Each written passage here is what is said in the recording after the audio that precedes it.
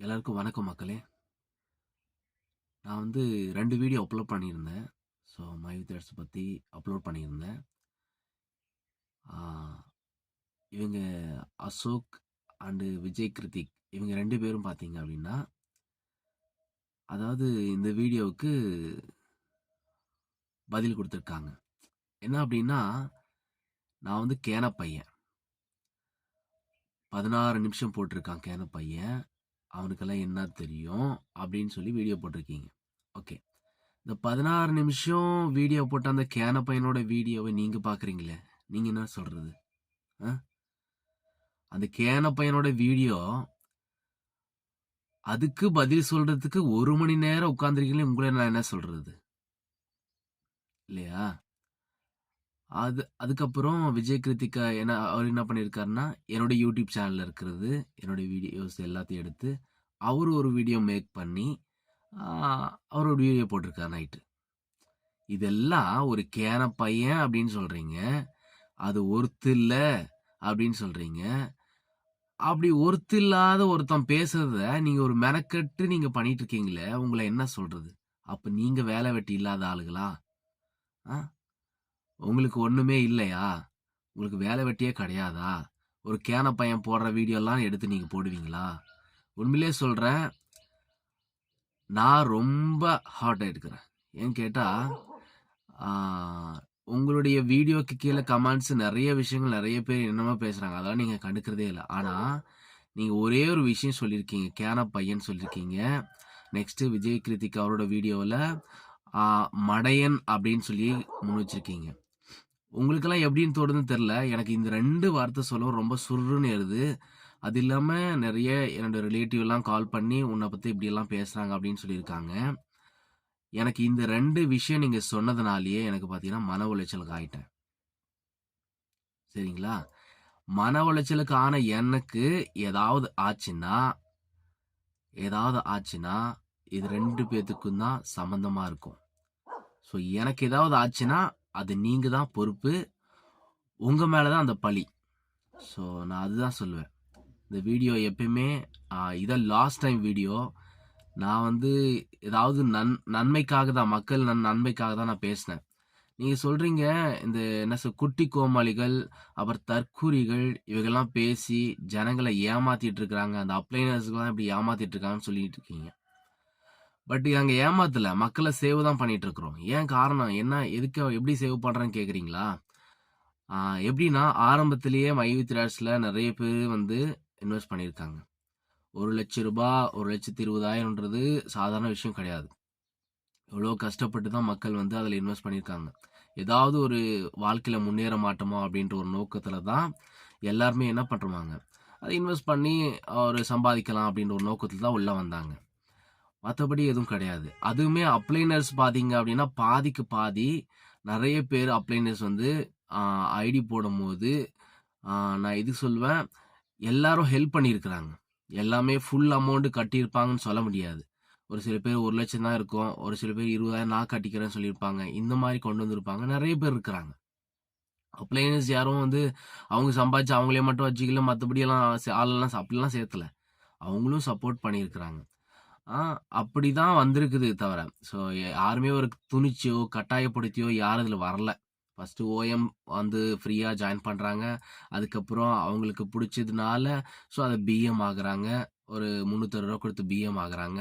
அந்த PM travel ஆகும்போது உங்களை கம்பெனியை பார்த்து அனலைஸ் பண்ணி நிறைய மீட்டிங்ஸ்ல அட்டன் பண்ணி அதோட பொருள் எல்லாம் ஒர்த்தா இல்லையான்னு தெரிஞ்சுக்கிட்டு உண்மையிலேயே அந்த கம்பெனி எப்படின்னு எல்லாம் தெரிஞ்சுக்கிட்டு அதுக்கப்புறம் அவங்களோட விருப்பம் பெருதி தான் இவங்க வராங்களே தவிர மற்றபடி யாரும் இதில் ஃபோர்ஸ் பண்ணி உள்ள யாரும் வரல.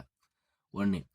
செகண்ட் பார்த்தீங்க அப்படின்னு சொன்னால் யாருமே நானே பார்த்தீங்கன்னா ரெஃபரல் பண்ணிக்கிறேன். நானே என் ஒய்ஃப் என் ஃபேமிலி என் சொந்தக்காரங்க இப்படி தான் பண்ணியிருக்கிறேன். மற்றபடி ஏதோ ஆன்லைனில் சொல்லி யூடியூப்பில் நீங்கள் பாருங்கள், யூடியூப்பில் போய் பாருங்கள், யூடியூப்பில் ப்ரொமோட் பண்ணி என்னுடைய வியூஸ் எல்லாம் எவ்வளோ போயிருக்குன்னு எதுவுமே கிடையாது. நான் ப்ரொமோட் பண்ணி யாருமே மற்றவங்கள சேர்க்கவும் கிடையாது. விஜய் கிருத்திக் என்ன பண்ணியிருக்கிறாரு, என்னோட வீடியோவில் இருக்கிற 4,00,000 ரூபாய் அமௌண்ட்டை வந்து சொல்லியிருக்கிறாரு. 4,00,000 அமௌண்ட்டு எனக்கு நான் 2,40,000 நானே என் ஒய்ஃப் கட்டியிருக்கோம். அந்த அமௌண்ட்டு அந்த அமௌண்ட் எங்கே போச்சு? அதெல்லாம் மக்களோட பணத்தை நான் எடுத்தேனா? சொல்லுங்க பார்க்கலாம். 2,40,000 எங்களோட பணம் எடுக்கிறதுக்கே அதில் பெர்சன்டேஜ் அது இதுன்னு எல்லாம் போக பார்த்தோன்னா அது இல்லை, கிடையவே கிடையாது. ஸோ இப்படி போயிட்டு இருக்குது. எடுத்த உடனே இவ்வளோ சம்பாதிச்சுட்டுக்கிறான், அதனால தான் இவன் பேசுகிறான், அப்படி இப்படின்னு பேசுறீங்க. உங்களுக்கு வாயிலுக்கு வந்ததெல்லாம் அடிச்சுட்டு விட்டுருவீங்களா? நான் என்ன சொல்கிறேன், ஒரு டாக்டருக்கு படிக்கிறாங்கன்னா அந்த டாக்டருக்கு படித்தா மட்டும்தான் அவர் டாக்டரு. சும்மா ஹாஸ்பிட்டலில் பார்த்தா அவர் டாக்டர் ஆயிட முடியாது. என்ஜினியர் ஒரு ஒரு பில்டிங்கை பார்க்கும்போது அந்த சும்மா ஏதோ என்ஜினியரிங் படிச்சுட்டு நெக்ஸ்ட் அது வந்த பிறகுதான் அவன் என்ஜினியருக்கு வந்து ஒரு ஒரு பிளான் பண்ணி வீடு கட்ட முடியும். ஸோ நீங்கள் போய் பில்டிங்கை பார்த்த உடனே நீங்கள் வந்து என்ஜினியர் ஆக முடியும். அதே போல தான் மைவி த்ரெட்ஸ் கம்பெனியை பற்றி மேலோட்டமாக பார்க்குற நீங்கள், உங்களுக்கு ஒன்றுமே தெரியாது. உண்மையிலே சொல்கிறேன். அந்த கம்பெனிக்குள்ள வந்து ஸோ அவங்க என்ன பண்ணியிருக்கிறாங்க, என்ன ஏது, அந்த ப்ராடக்ட் தான் என்ன யூஸ் பண்ணி பார்த்துருக்கீங்களா? உண்மையிலேயே பார்த்துருக்கலாம். பார்த்தாலும் நீங்கள் வந்து அது நன்மைன்னு சொல்ல மாட்டீங்க. ஒரு பேஸ்ட் யூஸ் பண்ணி பாருங்க, ஏதாவது ஒரு சோப் யூஸ் பண்ணி பாருங்க. இன்ன வரைக்கும் நாங்கள் அதான் யூஸ் பண்ணிட்டு இருக்கிறோம். எத்தனை மருந்து சம்பந்தப்பட்ட விஷயங்கள் நிறைய பேர் இன்னும் கூட ப்ராடக்ட் கேட்டுட்டு கிடக்குறாங்க. ஸோ மக்களுக்கு தேவைன்ற ஒரே ஒரு விஷயத்துக்காக தான் இந்த பணம் சம்பாதிக்கிற செகண்டரி. ஆனால் அந்த பொருள் தரமானது, இதை வச்சு வியாபாரம் பண்ணி தான் இந்த பிஸ்னஸ் நடக்குதுன்ற ஒரு விஷயத்துக்காக தான் இதை முன்வைத்து வந்திருக்கிறாங்க. ஆனால் நீங்கள் அதை தப்பாக புரிஞ்சுக்கிட்டு இது ஃபேக்குன்னு சொல்லி நீங்கள் தான் ஃபினிஷ் பண்ணீங்க. நான் என்ன சொல்கிறேன், இந்த கம்பெனி முடிஞ்சிருச்சு, மக்களை ஏமாத்திட்டு க்ளோஸ் பண்ணி போயிட்டாங்க. அசோக் அவர்களே எங்களுக்கு ஏதாவது காப்பாத்துங்க அப்படின்னு சொல்லி மக்கள் யாராவது முன் வந்து நீங்கள் அப்புறம் கேஸ் கொடுத்துருந்தீங்கன்னா கண்டிப்பாக சொல்கிறேன், உங்களுக்கு சல்யூட் பண்ணியிருப்பேன் நான். ஆனால் ரன் ஆகிட்டு இருக்கிற கம்பெனி மேலேயே நீங்கள் ஒரு புகார் கொடுத்து இதை ஸ்டாப் பண்ணி வச்சுக்கிறீங்க. அப்போ மக்களுடைய வாழ்வாதாரம் எப்படி பாதிக்கப்பட்டதுன்னா உங்களால தான். இது வந்து யாராலும் சொல்ல முடியாது, உங்களால தான் அது பாதிக்கப்பட்டிருக்குன்னு சொல்ல முடியாது. அதனால தான் சொல்லி பாருங்க, இன்னும் வரைக்கும் கமெண்ட்ஸில் உங்களை பற்றி தான் தப்பாக சொல்கிறாங்க தவிர மைவி த்ரெட்ஸை பற்றி யாராவது போட்டுறவங்க கீழே பார்த்தீங்கன்னா நான் சப்போர்ட் பண்ணுறேன் இப்படி தான் சொல்லிட்டு இருக்கிறாங்க. ஏன் மக்களுக்கு வந்து அறிவில்லைன்னு சொல்கிறீங்களா? மக்களை முட்டாள்னு சொல்கிறீங்களா? இப்படிலாம் பண்ணுறதுனால எல்லாரும் ஜென்யூனான பர்சன் தான், எல்லாருக்கும் நாலேஜபிள் பர்சன் தான். நீங்கள் சொல்கிறீங்க அவங்க வந்து பாமர மக்கள், அவங்களுக்கு படிப்பறிவு கிடையாது, அதனால மாட்டிக்கிட்டாங்கன்னு சொல்லி, அப்போல்லாம் கிடையவே கிடையாது. எல்லாருமே உங்களோட அறிவாளிங்க தான் எல்லாருமே. புரியுதா உங்களுக்கு? அதாவது குடும்பம் இருக்கிறவங்களுக்கு தான் இதை பற்றிலாம் ஒன்றும் தெரியும், கஷ்டம் தெரியும். அதாவது நான் வந்து பார்த்தீங்கன்னா 2 பிள்ளைக்கு தகப்பனாக இருக்கிறேன். ஒரு மனைவிக்கு ஒரு கணவன் என்ற ஒரு ஸ்தானத்தில் இருக்கிறேன் நான். கல்யாணம் ஆகாத உங்களுக்கெல்லாம் என்ன தெரியும்? ஃபர்ஸ்ட் வாழ்க்கை பத்தி என்னன்னு தெரியுமா? இதெல்லாம் தெரிஞ்சாதான் எல்லாத்தையும் தாண்டி வர முடியும். இந்த கல்யாணம் பண்ணாம எந்த ஒரு விஷயத்தையும் நீங்க இன்வால்வ் ஆகாம நீங்க வந்து பேசுறீங்க அப்படின்னா, நீங்க சொகுசா ஏதோ ஒரு இன்கம் வந்து வாழ்ந்துகிட்டு அப்படியே போயிட்டு இருக்கீங்க. அதனாலதான் கஷ்டத்தை பத்தி என்னன்னு தெரியல. கஷ்டத்தை பத்தி தெரிஞ்சவன் தான் என்ன பண்ணலாம் வாழ்க்கையில, எப்படி முன்னேறலாம், எப்படி சம்பாதிக்கலாம், குடும்பத்தை எப்படி ரன் பண்றது, அந்த ஆதங்கத்துல ஏதோ ஒரு பிசினஸ்ல போய் மாட்டிக்கிறான். ஓகே, நான் என்ன சொல்றேன், மைவி த்ரெட்ஸ் ஃபேக்காக கூட இருக்கலாம், பட் பரவாயில்ல. பட் அது முடிவு எப்படியோ போட்டோம். அது வந்து கோர்ட்ல இருக்குது, நீதிபதி கையில் இருக்குது. ஸோ அந்த தீர்ப்பு வழங்குறது அவங்க கையில் தான் இருக்குது, நம்ம கையில் எதுவும் இல்லை. அது எப்படி வேணா போட்டோம், ஒன்றும் பிரச்சனை இல்லை. நான் என்ன சொல்கிறேன், நீங்கள் கேஸ் கொடுன்னு சொல்கிறீங்க. ஓகே, நாங்களும் அந்த கேஸ் கொடுக்குறோம். எத்தனை பேரை கூட்டு வர முடியும்னு சொல்லி நீங்கள் சொல்லுங்கள், நான் கூட்டு வரேன். 10,000 பேர் வேணுமா, கூட்டு வரேன். ஆனால் நீங்கள் ஒரு வீடியோ போடுங்க. என்ன போடுறீங்க அப்படின்னா, நீங்கள் வந்து கையெழுத்து போட்டு நீங்கள் கொடுத்தீங்க அப்படின்னு சொன்னால் உங்களுக்கு நான் பணத்தை வாங்கி தரேன், கம்ப்ளைண்ட் கொடுங்க, கம்ப்ளைண்ட் கொடுத்த பிறகு நிச்சயமாக உங்கள் பணத்தை நாங்கள் வாங்கி தரோன்னு சொல்லி ஒரு வீடியோ போடுங்க. அந்த வீடியோவுக்கு அப்புறம் நிச்சயமாக சொல்கிறேன், நாங்கள் எல்லோரும் வந்து கம்ப்ளைண்ட் கொடுக்குறோம். மைவி த்ரெட்ஸ் எங்களுக்கு ஏமாத்திடுச்சுங்க, எங்களுக்கு பணம் வந்தால் போதும், எங்களுக்கு கம்பெனி தேவையில்லை அப்படின்னு சொல்லி. நீங்கள் நினச்சிருக்கீங்க இந்த கம்பெனியை பற்றி உயர்த்தி உயர்த்தி பேசுகிறாங்களே குட்டி கோமாளிகள் அப்படின்னு சொல்லி. அந்த குட்டி கோமாளிகள் எல்லாருமே நாங்கள் வந்து மக்களை சேவ் பண்ணியிருக்கோம். ஓகே, அது ஒரு விஷயம். ஏன்னா பார்த்தீங்கன்னா 2 நாளைக்கு முன்னாடி ரம்மி விளையாடி ஒரு அம்மா வந்து இறந்துட்டாங்க. அவங்க பிள்ளைங்களை விஷம் கொடுத்து சாவடிச்சுட்டு அவங்களும் செத்துட்டாங்க. ஏன்னா இந்த மாதிரி கேமில் விளையாடி இந்த மாதிரி நிறைய விஷயங்கள் நிறைய போயிட்டு, அதெல்லாம் தடுக்கிறதுக்கு உங்களால் முடியல. அது ப்ராப்பராக போயிட்டு தான் இருக்குது. நாங்கள் ஒருவேளை இந்த விஷயத்த வந்து அவ்வளோதான் மைவி த்ரெட்ஸ் போச்சு, அவ்வளோதான் காசு வராது அப்படின்னு ஆரம்பத்திலிருந்தே கார்த்திக் பிள்ளை அவர்களும் சரி, நான் மற்றவங்க யூடியூபர்ஸ் தான் சரி சொல்லியிருந்தாங்க அப்படின்னா மக்களோட நிலைமை என்ன ஆயிருக்கும் நீங்களும் யோசித்து பாருங்க. ஹார்ட் அட்டாக் ஆகி செத்துருப்பாங்க. புரியுதா உங்களுக்கு? கொஞ்சமாவது புரியுதா நாங்க பேசுறது? கொஞ்சமாவது நாங்க வந்து பாசிட்டிவோடு சில விஷயங்கள் பேச தான் இவ்வளோ தூரம் தள்ளி வந்து ஒவ்வொரு மக்களையும் நாங்க சேவ் பண்ணியிருக்கிறோம். உங்க மாதிரி பேசியிருந்தோம்னு வச்சுக்கோங்களேன், என் பணம் போச்சான்னு சொல்லிட்டு ஹார்ட் அட்டாக் வந்திருக்கும் நிறைய பேருக்கு. எங்களை தப்பா பேசுறீங்க நீங்க. நாங்க மக்களை ஏமாத்துறோம்னு சொல்றீங்க. என்ன அதெல்லாம் பேச்சுக்கு அழகா சொல்லுங்க பார்க்கலாம். ஒரு லைவ்ல உட்காந்துட்டு அந்த விஜய் கிருத்திக் வந்து உங்களை லைவ்ல கூப்பிடுறாரு, நீங்க அசால்ட்டா இருக்கிறீங்க. அசால்ட்டா வந்து ஆன்சர் பண்றீங்க. அவருக்கு எவ்வளவு வயசு, உங்களுக்கு என்ன வயசு? அந்த வயசுக்கே நீங்க ரெஸ்பான்ஸ் பண்ண முடியல உங்களால. அசால்ட்டா பாட்டை போட்டுக்கிட்டு அப்படியே வந்து பண்ணி பேசுறீங்க நீங்க. அவரு ஒரு விஜய் கிருத்திக்கு அவருக்கு ஒரு குடும்பம் இருக்கலாம். அவரு ஒரு பெரிய ஆளா கூட இருக்கலாம். அவருக்கே உங்களால மரியாதை கொடுக்க முடியல. உங்களை மக்களுக்கு எப்படி நீங்க மரியாதை கொடுப்பீங்க? நான் சொல்றேன், ரொம்ப மன உளைச்சலுக்கு ஆளாயிட்டேன் உங்களால. நிறைய பேர் ஃபோன் பண்ணி இந்த வீடியோவில் இப்படிலாம் கேன பையன்லாம் பேசுறாங்க அப்படின்னு சொல்லி. ஆனா எனக்கு வாடா போடான்னு சொன்னா கூட என்னால எனக்கு ஏத்துக்க முடியாது. அந்த வினோத் அபியூசல் அவருடைய சேனல்ல கூட நீங்க அவரை பத்தி கூட பேசியிருக்கீங்க. ஓ நீங்க தான் சட்டம் எல்லாம் தெரியும், நீங்க தான் அவங்க எல்லாமே ப்ராப்பரா தெரியும் அப்படின்னு சொல்லிட்டு மக்களுக்கு ஒண்ணுமே தெரியாது, இவனுங்க பேசுறவங்களுக்குலாம் ஒன்றும் தெரியாது, அவங்க கேன பசங்க, ஏதோ வாய்க்கொள்ளா இருந்தா உளாறிட்டு போறாங்களா அப்படின்னு சொல்லிட்டு இருக்கீங்களா? நீங்க படிச்சிருக்கலாம், நாங்க படிக்காம கூட இருக்கலாம். ஆனா நாங்க குடும்பத்தை ரன் பண்ணிட்டு இருக்கிறோம். புரியுதா உங்களுக்கு?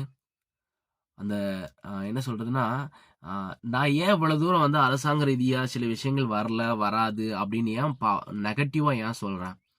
என் ஒய்ஃபுக்கு 35 வயசு. அவங்க ஒரு மாற்றுத்திறனாளி. அவங்களுக்கு அவங்களோட ஊனத்தன்மை பார்த்தீங்கன்னா 85%. இன்ன வரைக்கும் பார்த்தீங்க அப்படின்னா, நான் அந்த கவர்மெண்ட்ல உதவித்தொகைன்னு சொல்லி ஒரு விஷயத்துக்காக எங்கெங்கேயோ முன் வச்சு கலெக்டர் ஆபீஸ்ல அது இதுன்னு சொல்லி எல்லாம் போய் அலைஞ்சிருக்கேன் என் ஒய்ஃபை கூப்பிட்டு. எவ்வளவு கஷ்டப்பட்டிருப்போம் நினைச்சு பாருங்க. அந்த பணம் வந்து எங்களுக்கு கிடைக்கவே கிடையாது. அவ்வளோ கஷ்டப்பட்டு 35 வயசு இது வரைக்கும் அந்த ஊக்கத்தொகை வாங்கியிருக்கோம்னு சொன்னா கண்டிப்பா இல்ல. அலைஞ்சு ஒண்ணுமே கிடைக்காது. அதனாலதான் சொல்றேன், அலைஞ்சாலும் நம்மளுக்கு ஒண்ணும் கிடைக்காதுன்னு ஒரே ஒரு விஷயம் நான் ஏன் சொன்னா அதுதான் உண்மை விஷயம். கேஸ் போட்டு அங்க போய் இங்க போய் போலீஸ் ஸ்டேஷன் அது இதுன்னு அலைஞ்சி எனக்கு அந்த பணம் கிடைக்கும்னா அது கிடைக்காம போட்டுன்னு தான் சொல்லுவேன் நான். நீங்க சொல்லலாம், இவங்க என்னடா பணம் வந்து அப்ளைனர்ஸ் வாங்கிட்டாங்க அப்படி இப்படி இப்படின்னு சொல்லிட்டு. அப்படிலாம் கிடையாது. நான் உண்மையை சொல்றேன், எனக்கு 2 பேர் கீழே இருக்கிறாங்க. ஸோ அவங்க கூட பணம் எடுக்கல தான். நான் ஒன்னே ஒன்று சொல்லியிருக்கிறேன், நான் வந்து உங்களுக்கு நான் எப்படியாவது பணத்தை திருப்பி தரேன்னு தான் சொல்லியிருக்கிறேன். நீங்க நினைக்கலாம், நான் வாங்க நீங்க நீங்க என்ன சொல்றீங்க, 4 லட்ச ரூபாய் வாங்கிட்டான் இவன் அப்படி பேசுறான் அப்படி பேசுறான்னு. அந்த 4 லட்ச ரூபாய் வாங்கி என்னுடைய காசு 2,40,000 நான் எடுத்திருக்கணும். மீதி காசு என்ன பண்ணியிருக்கிறேன், என்னோட அப்ளையன்ஸ் நான் உதவி பண்ணியிருக்கிறேன். நிறைய மாற்றுத்திறனாளிக்கு உதவி பண்ணியிருக்கிறேன் நான்.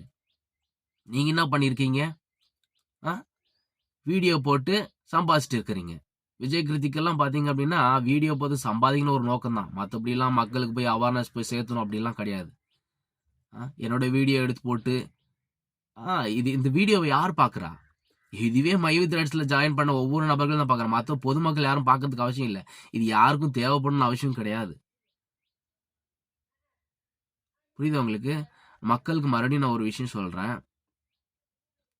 இனிமே இந்த மாதிரி ஆன்லைன் பிஸ்னஸ் மைவி த்ரெட்ஸ் கூட ஆகட்டும், இதான் ஃபர்ஸ்ட் அண்ட் லாஸ்ட். இந்த ஒரு அனுபவத்தை நீங்க நல்லா கத்துருப்பீங்க. வாழ்க்கையில இந்த மைவி த்ரெட்ஸோட அனுபவமே போதும் நம்மளுக்கு. ஏன்னா ஒரு ஒரு பிஸ்னஸ்ல ஜாயின் பண்ணி அது வந்து ஜென்யூனான கம்பெனியா இருந்தாலும் சரி, எப்படியாப்பட்ட கம்பெனியா இருந்தாலும் சரி, நீங்க இனிமே என்ன பண்றீங்க, பிஸ்னஸ் ஆன்லைன் பிஸ்னஸ் வந்து யாராவது சொன்னா ரெஃபரல் பண்ணா கூட ஒன்னு செருப்பை கழட்டி அடிங்க. ஓடுறா அப்படின்னு துரத்திருங்க. எந்த பிசினஸ் ஜாயின் பண்ணாதீங்க. இவ்வளவு போட்டா அவ்வளவு கிடைக்கும், அவ்வளவு போட்டா இவ்வளவு கிடைக்கும் எல்லாம் சொல்லி ஏமாத்துற கூட்டம். அந்த காலத்துல கடன் என்ற ஒரு விஷயமே யாருக்குமே இல்லாம இருந்தது. ஆனா இப்போ 100க்கு 99% கடன் இல்லாத மக்களே கிடையாது. காரணம் என்ன சொன்னா, இந்த செல்போன் வந்து சில விஷயங்களை பர்சனல் லோனு அது இதுன்னு சொல்லிட்டு இஎம்ஐ அப்படின்னு சொல்லிட்டு எல்லாரும் கடன்ல வாழ்ந்துட்டு இருக்கிறோம். மக்களே, நான் உண்மையிலேயே சொல்றேன், உங்க மனநிலைமை எனக்கு நல்லா புரியுது. கடன்ல இருந்தா எவ்வளவு வேதனைப்படுவீங்க எனக்கு நல்லா புரியுது. நான் இன்னும் சொல்றேன், எந்த ஒரு பிசினஸ்லயும் ஜாயின் பண்ணாதீங்க. நீங்க வேலைக்கு எப்போ போறீங்களோ அந்த வேலையை செய்யுங்க. 1000 ரூபாய் சம்பாதிச்சாலும் அந்த குடும்பத்துல ஒரு சமாதானம் கிடைக்கும். அந்த 1000 ரூபாய் வச்சு எப்படி சமாதானமா சந்தோஷமா வாழணுன்றதை யோசிச்சிங்க. கடன் அப்பேற்பட்ட விஷயம், காலம் பதில் சொல்லும். பாருங்க, மைவித்தாட்சி முடிஞ்சுன்னு அன்னைக்கே சொல்லி க்ளோஸ் ஆயிடுச்சு, இனிமே பணம் வராது அப்படின்னு சொல்லியிருந்தா உங்களோட மனநிலைமை எப்படி இருந்திருக்கும்? ஆனா இவ்வளவு தூரம் தள்ளி வந்து 1 வருஷ காலமா சில பேர் பாத்தீங்கன்னா, சரி நடக்கிறது நடக்கட்டும் அப்படின்ற ஒரு நிலைமைக்கு வந்துட்டீங்க. காரணம் என்னன்னு சொன்னா, இவ்வளவு பேர் மோட்டிவ் பண்ணி வந்துரும் வந்துரும் வந்துரும் சொல்லி இழுத்து கொண்டு வந்ததுனால அப்படியே வந்துட்டீங்க. இல்ல ஆரம்பத்திலே எல்லாருமே அவ்வளவுதான் முடிஞ்சுன்னு சொன்னா அன்னைக்கே நீங்க முடிஞ்சிருப்பீங்க. உங்க மனநிலை அப்ப எப்படி இருந்திருக்கும்? அதெல்லாம் தாண்டி வர செய்த ஒவ்வொரு யூடியூபர்ஸ்க்கும் நான் நன்றி செலுத்துறேன். இவங்க என்னமோ பேசிட்டு போட்டோம், அதெல்லாம் பிரச்சனை இல்லை, பயப்படாதீங்க. நானும் இந்த வீடியோட லாஸ்ட். இனிமே எந்த வீடியோ நான் போட போறது கிடையாது. ஏன்னா நான் வந்து யூடியூப்ல சம்பாதிக்கணும் ஒரு நோக்கத்துலலாம் வீடியோ போடலை.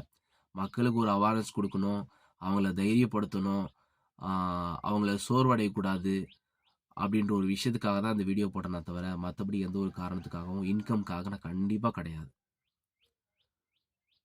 யூடியூப்ல நான் எப்பயோ வீடியோ போட்டு ஸோ நான் வந்து பணம் சம்பாதிக்கணும் ஒரு நோக்கத்தில் கிடையாது. சும்மா ஒரு என்டர்டைன்மெண்ட்காக தான் யூடியூப் ஓப்பன் பண்ணேன். பட் இது யாருக்காவது 4 பேருக்கு போய் சேர்த்தணும். நிறைய பேர் பார்த்தீங்கன்னா இந்த கேஸுக்கு இழுத்துட்டு போயிட்டே இருக்கிறதால எல்லாருக்கும் கஷ்டமாயிடுச்சு, வருமா வராதான்ற மாதிரி ஒரு சூழ்நிலை வந்துச்சு. நாங்கள் இன்னும் சொல்கிறோம் பாருங்க, அசோக் பிரதர், என்ன சொல்கிறேன்னா, இந்த கம்பெனி நீங்கள் நினச்சிருக்கீங்க இந்த கம்பெனி வந்துச்சுன்னா அடுத்து இவங்க கொடி கட்டி பறந்துருவாங்க, அதனால தான் இப்படி பேசிட்டு இருக்காங்க அப்படின்னு. நான் சொல்கிறேன், அந்த கம்பெனி வந்தால் கூட பாதிக்கு பாதி பர்சனோட எண்ணங்கள் என்ன தெரியுமா? பணம் வந்துச்சுன்னா போச்சு, பணம் வந்தால் போதும் அப்படின்ற ஒரு மனநிலைமையில் இருக்கிறாங்க. பணம் வந்துச்சுன்னு வச்சுக்கோங்களேன், இப்போ சொல்கிறாங்கல்ல மைவி த்ரெட்ஸ் வாழ்க, மைவி த்ரெட்ஸ் சப்போர்ட் பண்ணுறேன் அப்படி இப்படின்னு, அவங்களாம் கூட வரமாட்டாங்க. காரணம் என்ன சொன்னால், வந்த பணம் போதும்டா சாமி, இனிமே இதில் வந்து இன்வால்வ் ஆகக்கூடாது, அது கேஸ்லேயே ஜெயிச்சு வந்தால் கூட எனக்கு நம்ம கம்பெனி வேணாம் அப்படின்னு தான் அந்த மனநிலைமையில் தான் இருக்கிறாங்க ஜனங்க. அது உங்களுக்கு தெரியுமா? ஆனால் வெளிப்படையாக சொல்கிறது இல்லை. ஏன்னா மைவி த்ரெட்ஸ் வந்துச்சுன்னா வந்தாதான் அந்த பணத்தை கிடைக்கும்ன்ற ஒரு அது இருக்குது. அப்போ அந்த கேஸ் ஜெயிச்சு வந்தாதான் அந்த பணம் கிடைக்கும் அப்படின்ற ஒரு விஷயம் இருக்குது. அதனால அந்த கேஸ் எப்படியாவது ஜெயிச்சு வரட்டும், கம்பெனி வாழ்க, கம்பெனி வளர்க, நிச்சயமா கம்பெனி வந்துடும், நாங்கள் பெரிய லெவல் வருவோம் அப்படிலாம் சொல்றதுக்கு காரணம் என்னன்னு சொன்னால், எப்படியாவது வந்துச்சுன்னா அந்த பணம் வந்துடும், வந்துருச்சுன்னா அதுக்கப்புறம் அதோட நிப்பாட்டிக்கலாம்ப்பா, யாரையும் சேர்த்தோன்னு அவசியம் இல்லை அப்படின்னு எங்களுக்கும் அறிவு இருக்குது. நான் முட்டா பையன் கிடையாது ஜெயின்னு போட்டுக்கிட்டு போயிட்டு இருக்கிறதுக்கு. நான் உண்மையிலே சொல்கிறேன், இன்னும் எந்த ஒரு பிஸ்னஸ் ஆன்லைன் பிஸ்னஸும் மக்கள் இன்னும் செய்யக்கூடாது. இதில் தான் நிறைய பேர் மறிச்சிட்டு இருக்கிறாங்க. இந்த கேம் விளையாடுறது எல்லாம் நம்மளை ஏமாத்துறானுங்க, எல்லாம் ஏமாத்துறானுங்க. வடக்கனுங்க பாருங்க, ஒரு சும்மா சாஃப்ட்வேரை ரெடி பண்ணிட்டு இவ்வளோ போட்டால் அவ்வளோ கிடைக்கும்னு சொல்லி எத்தனையோ பிஸ்னஸ் வந்து லட்சக்கணக்கான பிஸ்னஸ் டெய்லி வந்துட்டு தான் இருக்குது. யாரும் தடுக்க மாட்டாங்க. நான் உண்மையிலே சொல்கிறேன், இவங்க அசோக் ஸ்ருதியும் அப்புறம் விஜய் கிருத்திக் அவர்களும் நீங்கள் வந்து பிஸ்னஸை குறித்து இந்த மாதிரி போகாதீங்க ஏமாறீங்கன்னு சொல்கிறேன். நல்லது தான், ஓகே தான், நான் நல்லது தான் சொல்கிறேன். ஆனால் ரன்னாக எடுக்கிற கம்பெனி மேலே நீங்கள் கம்ப்ளைண்ட் பண்ணீங்க பார்த்தீங்களா, அதுதான் ரொம்ப தப்பு. ஓரளவுக்கு ரெக்கவர் பண்ணி எல்லாரும் ஜனங்கள் வந்து ஏமாறாது, எல்லாரும் பணம் வந்துட்டு பிறகு அப்படி சொல்லியிருந்தீங்கன்னா பரவாயில்ல. இடையில ஸ்டாப் பண்ணிவிட்டு இப்போ நீங்கள் சிரிச்சிட்டு உட்காந்துருக்கீங்க, நாங்கள் அழுதுட்டு உட்காந்துருக்கோம். 19 நிமிஷம் ஆச்சு, நீங்கள் கேட்குறீங்களான்னு தெரியல. ஸோ என்னுடைய குமுறலை இதில் வெளிப்படுத்தியிருக்கிறேன். இன்னும் நிறைய விஷயங்கள் ஷேர் பண்ணணும்னு நினச்சேன், அதை இங்கே கேட்குற மனநலம் நீங்கள் இல்லைன்னு நினைக்கிறேன். என்னோடய வீடியோவை நீங்கள் எல்லாம் ஷேர் பண்ணிங்களாலும் சரி, இந்த வீடியோவை எங்கே கொண்டு போய் சேர்த்துனாலும் சரி, எனக்கு அது அவசியம் இல்லை. இதுதான் லாஸ்ட் வீடியோ, நான் இனி போட போகிறதில்ல எந்த வீடியோவும். விஜய் கிருத்திக் அவர்கள் வந்து அவர் பேரை சொல்லு, அவர் ஊரை சொல்லு, எதுக்கு எதுக்கு நீங்கள் பிரபலப்படுத்த போகிறீங்களாங்க? இருக்கிற வண்ணமே இருந்துட்டு போயிடுறான், புரியுதா உங்களுக்கு? எனக்கு 2 பிள்ளைங்க இருக்கிறாங்க. ஒரு நாளைக்கு 1000 rupees நான் சம்பாதிக்கிறேன், அயர்ன் பண்ணுறேன், கம்பெனியில் அயர்ன் பண்ணி தான் சம்பாதிக்கிறேன். நான் கஷ்டப்பட்டு உழைச்சி நான் சம்பாதிச்சுட்டு இருக்கிறேன். நான் சொகுசா உங்க மாதிரி ஏதோ மற்றவங்க கூட கட்சியில் அப்படி இப்படி ஒட்டிக்கிட்டு ஏதோ போகிற போக்கில் வாழ்ந்து போகிற ஆள் கிடையாது நான். எனக்குன்னு ஒரு குடும்பம் இருக்குது, தகப்பட்ட ஒரு ஸ்தானம் இருக்குது. அந்த ஸ்தானத்தெல்லாம் வச்சுக்கிட்டு நான் வாழ்ந்துட்டு இருக்கிறேன். ஏதோ ஏனோ வீடியோ போகிறான் கேன பையன் மடையன் இப்படியெல்லாம் உங்களால் பேச முடியும். ஆனால் நானும் உங்களை பேச முடியும். ஆனால் நான் பேசுகிறேன்னு வச்சுக்கோங்களேன், உங்களுக்கும் எனக்கு வித்தியாசம்லாம் போயிடும். புரியுதா உங்களுக்கு? ஒரு குடும்பம் நடத்துகிற ஒரு ஒரு ஒரு நான் யாருக்கு மரியாதை கொடுப்பேன் அப்படின்னா, ஒரு குடும்பத்தை சரியான முறையில் நடத்துகிறான் பார்த்தியா, அவனுக்கு தான் மரியாதை கொடுப்பேன். மற்றபடி அவனுக்கும் மரியாதை கொடுக்கணும் அவசியமே கிடையாது. நல்லா புரிஞ்சுக்குவாங்க. மையத்தொழிற்ச மக்கள் எல்லாமே அந்த முட்டாளு, இந்த வீடியோ போடுறவங்கலாம் கேன பையன், குட்டி கோமாளிக, அப்புறம் தற்கூரி அப்படிலாம் நீங்கள் சொல்லிட்டு வாழ்ந்துட்டு நீங்கள் போங்க. நீங்கள் இதுக்கும் பதில் வீடியோ கொடுத்துட்ருங்க. அதை பற்றி எனக்கு கவலை கிடையாது. ஆனால் நான் இனி யாரை பற்றியும் பேசுறது போகிறது கிடையாது. ஸோ பேசினாலும் என்ன பண்ணுதோ, நான் என்ன நினச்சேன், இது மக்களுக்கு போய் சேரும் அப்படின்ற ஒரு விஷயத்துக்காக தான் பண்ணேன். உங்களுக்கு போய் சேரும், நீங்கள் பார்ப்பீங்க, இதுக்கு பதில் நீங்கள் தருவீங்கன்னு நான் எதிர்பார்க்கவே இல்லை. என்னெல்லாம் மதித்து நீங்கள் எல்லாம் பெரிய ஆள், நீங்களாம் வந்து என்ன அதெல்லாம் தேவையில்லாத விஷயம். இது இப்படியே தான் சண்டை போயிட்டு இருக்குன்னு நினச்சி தான் நான் சொல்கிறேன், இதுக்கு மாறி மாறி சண்டை போடணும்னு அவசியம் கிடையாது. யூடியூப்பில் சண்டை போட்டு ஜெயிக்கணும் அப்படின்ற எண்ணமெல்லாம் எனக்கு கிடையாது. மக்களுக்கு போய் சேர்த்தணுன்ற ஒரு விஷயத்துக்காக தான் நான் பேசினேன்.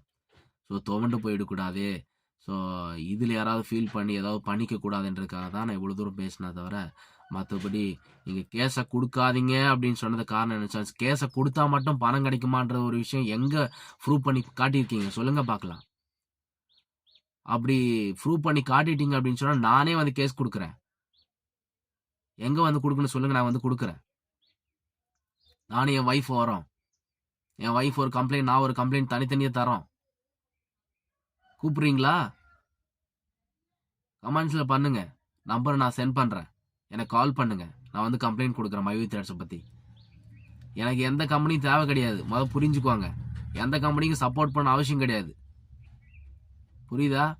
எங்களோட பணம், நாங்கள் இழந்த பணத்தை நாங்கள் கேட்கறதுக்காக அந்த கம்பெனி வந்தால் தான் கிடைக்குன்ற ஒரு முறையில் நாங்கள் இருக்கிறோம். அதுக்காக தான் இவ்வளோ தூரம் பேசுகிறோம். அதை முதல் புரிஞ்சுக்குவாங்க. சும்மா அப்படி பேசிட்டான் இப்படி பேசிட்டான், அவனை அப்படி அங்கே போய் சேர்த்துறேன், இந்த வீடியோ வந்து அங்கே போடுறேன், யூடபிள்யூக்கு நான் தெரிவுபடுத்துகிறேன், படுத்துங்க. இதெல்லாம் பேசிட்டா நீங்கள் வந்து யூடபிள்யூக்கு போலீஸ்காரங்களுக்கு ரொம்ப சப்போர்ட் பண்ணி பேசுகிறேன்னு நினைப்பா உங்களுக்கு? நீங்கள் என்னென்ன பேசுறீங்க நான் எடுத்துக்காட்டா வீடியோ ஆரம்பத்தில்? சும்மா அதெல்லாம் மறந்துட்டு மாதிரி பேசிட்டு இருக்கீங்க. வாங்கப்பா வேலையை பாருங்க ஃபர்ஸ்ட். மறுபடியும் இதுக்கும் இந்த வீடியோவுக்கு நீங்க பதில் கொடுத்தீங்கன்னு வச்சுக்கோங்களேன், பதில் கொடுத்தீங்க விஜய் கிருத்திக்கு சொல்றேன், அசோக்கு சொல்றேன், இந்த வீடியோவுக்கு கூட நீங்க பதிலடி கொடுத்தீங்க அப்படின்னா எங்களை விட ரொம்ப மோசமான ஆளுங்க நீங்க. ஏன்னா வீடியோ படி சம்பாதிக்கணும் அப்படின்னு ஒரு எண்ணத்துல நீங்க போடுறீங்க, எனக்கு தெரியும். இது எல்லாமே முழுக்க முழுக்க மக்களுக்காக நான் பேசல, உங்களுக்காக தான் பேசியிருக்கேன். உங்களுக்கான மக்களுக்காக மக்களை மோட்டிவேட் பண்ணுறான், மக்களை மாற்றுறான், அதனால தான் அப்படி பேசுகிறான்னா அந்த ஒரு வீடியோ போட ஓகே. பட் எல்லாமே உங்களுக்காக தான் நான் இதை பேசியிருக்கிறேன். இந்த வீடியோவுக்கு நீங்கள் பதிலடி கொடுத்தீங்கன்னு வச்சுக்கோங்களேன், இதுக்கு ஒரு லைவ் வச்சிங்கன்னு வச்சுக்கோங்களேன், உண்மையிலே சொல்கிறேன், நாங்கள் வந்து முட்டாள் கிடையாது.